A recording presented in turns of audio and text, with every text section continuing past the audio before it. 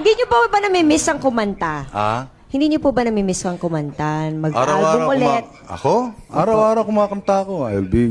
Pupunta ako ron sa Australia bukas. Magkakanta ako ron next week. So, kumakanta pa rin kayo. Still talaga. active pa rin pala. Meron akong recording ngayon sa Indonesia. Kumakanta ako Indonesian.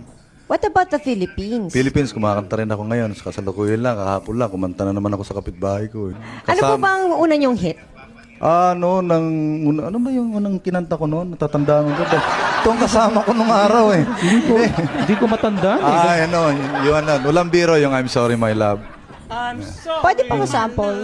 Ha? Pwede po pa sample? I'm sorry, my love. Parang Freddy Aguilar din eh. Parang ganun eh. If I broken your heart last night. Palagay ko, pinulot mo yung style ko eh. Nararamdaman ko eh. I beg that you forgive me.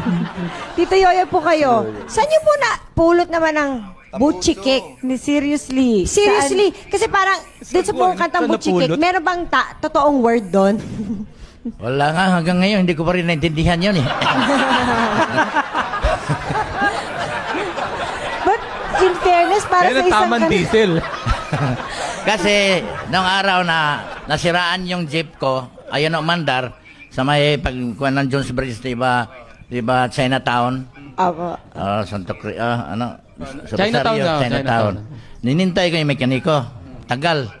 Kinupya ko yung mga pangalan ng department store. Longchok Trading, Tongnam Hardware, Pong Choy Mami. Ayan, kinupya ko lahat. Pinagdugtong-dugtong mo na lang. Ginugtong-dugtong ko. Ginawa ko ng kanta. Pagdating ng mekaniko, pag andar, uwi na kami, gabi na. Naimbitahan ako doon sa Patay. Kinanta ko doon. Ako nag-click doon eh. Nabuhay yung mga patay. Doon pala siya nagsimula. Diba? Para sa isang kanta na hindi naman talaga, kumbaga sa hindi naman talaga lingwahe o talaga hindi siya totoong lyrics, it's hanggang ngayon, kinakanta pa rin siya. At Na-memorize. everywhere. Bata. Hindi kasi maluluma yun dahil wala nakaintindi. Hindi ba dapat ita-translate din eh, no? Marami. Ta-translate to 200 versions dapat yun eh. Kaya nga hindi maintindihan, kaya hindi natuloy yung translation. Kahit ngayong halos wala ng...